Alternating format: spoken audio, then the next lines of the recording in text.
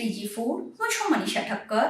આજે આપણે ફરસાણની દુકાને મળે એવા ટમટમ ખમણ ઘરે કેવી રીતે બનાવવા એ જોઈશું. તો ચાલો આને બનાવવાનું શરૂ કરીએ.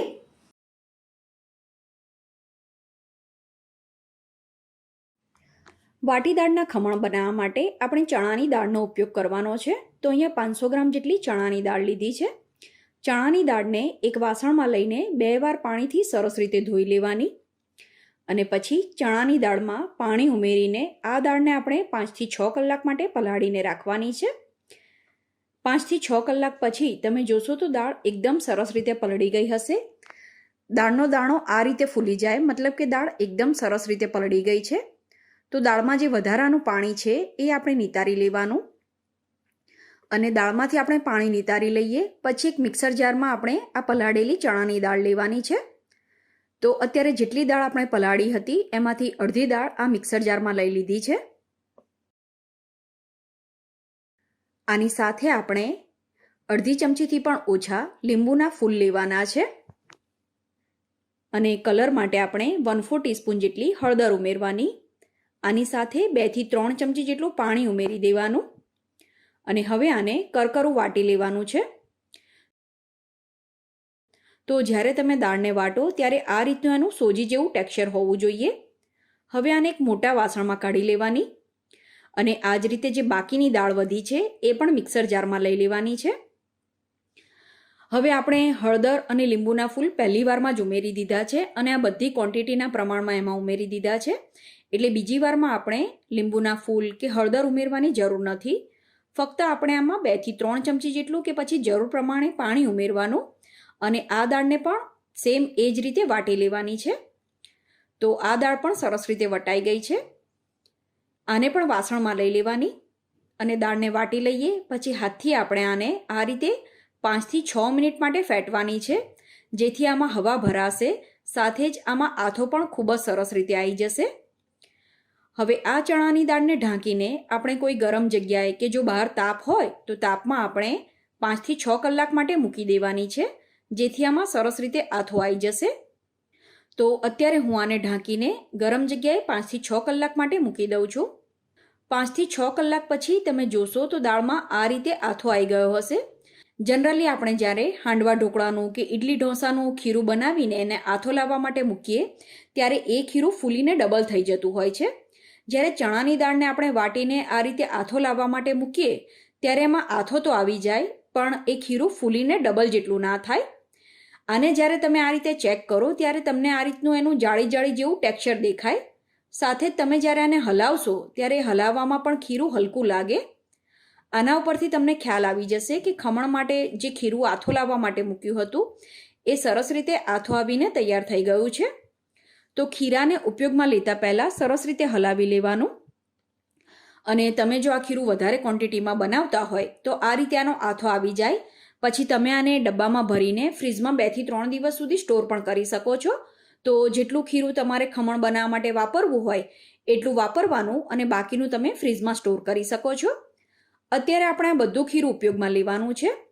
ખીરું સરસ રીતે મિક્સ થઈ જાય એ પછી આમાં 1 ચમચી જેટલા વાટેલા આદુ મરચાં ઉમેરવાના અને આની સાથે જ આપણે 1/2 થી 1/4 ચમચી કે સ્વાદ પ્રમાણે મીઠું ઉમેરવાનું અને આને મિક્સ કરી લેવાનું છે.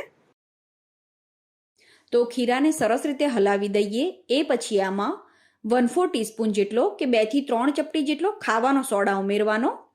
વાટી દાળના ખમણમાં નાયલોન ખમણ જેટલી જાળી ના હોય એટલે સોડા આટલો જ ઉમેરવાનો છે અને પછી સોડાની ઉપર આપણે 1 થી 2 ચમચી જેટલું પાણી ઉમેરવાનું છે.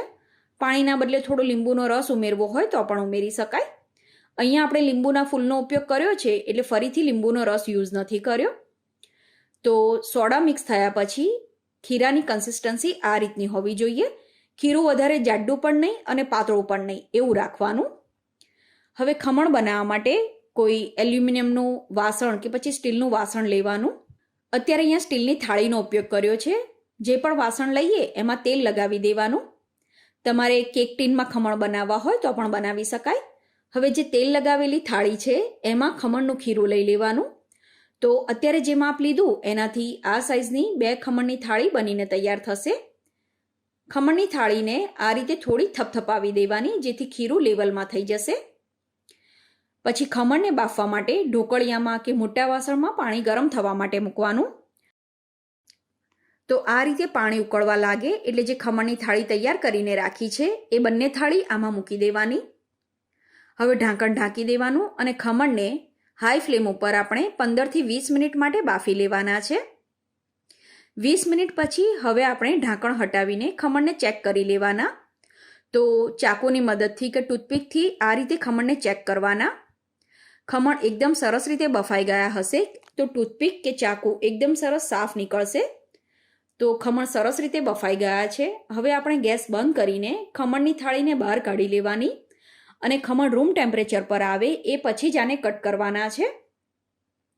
તો લગભગ 1 કલાક પછી ખમણ એકદમ સરસ રીતે ઠંડા થઈ ગયા છે.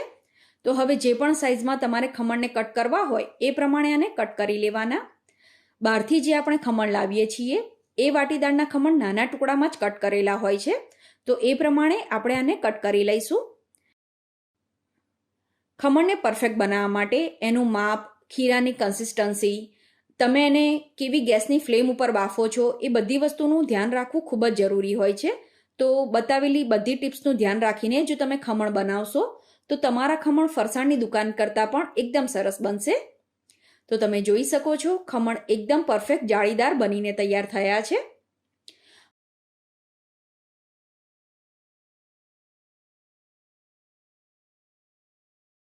ટમટમ ખમણ બનાવવા માટે સૌથી પહેલાં કઢાઈમાં 3 ચમચી જેટલું સિંગ તેલ ગરમ થવા માટે મૂકવાનું. તેલ સહેજ જ ગરમ થાય એટલે તરત જ આમાં 1 ચમચી કાશ્મીરી લાલ મરચું ઉમેરવાનું. કાશ્મીરી લાલ મરચાંથી ખમણનો કલર ખૂબ જ સરસ આવશે અને આ મરચાંની તીખાશ મીડિયમ હોય. તમે જો વધારે તીખું ખાતા હોય તો જે પણ મરચું તમે વાપરતા હોય એ પણ લઈ શકો છો. કાશ્મીરી મરચાંને તેલની સાથે સરસ રીતે મિક્સ કરી દેવાનું. હવે આને વધારે ગરમ નથી કરવાનું. ગેસ ધીમો જ રાખીને જે ખમણ આપણે કટ કરીને રાખ્યા હોય એ આમાં એડ કરવાના અને ધીમા ગેસ ઉપર જ આને સરસ રીતે મિક્સ કરી દેવાના છે. તો ટમટમ ખમણના વઘારમાં રઈ, જીરું, તલ, લીલા મરચાં કશાનો ઉપયોગ નથી થતો હોતો. આ રીતે જ આ ખમણ વઘારીને સર્વ કરવામાં આવતા હોય છે. ટમટમ ખમણને એક સર્વિંગ પ્લેટમાં લઈને એના ઉપર સમારેલી કોથમીર એડ કરવાની અને આ ટમટમ ખમણને તમે એની સ્પેશિયલ ચટણી અને આની સાથે લીંબુ મૂકીને સર્વ કરી શકો છો. તો તમે પણ આ રીતે સરસ મજાના ટેસ્ટી ટમટમ ખમણ બનાવીને જરૂર ટ્રાય કરજો. આઈ હોપ તમને મારી આજની રેસીપી પસંદ આવી હશે.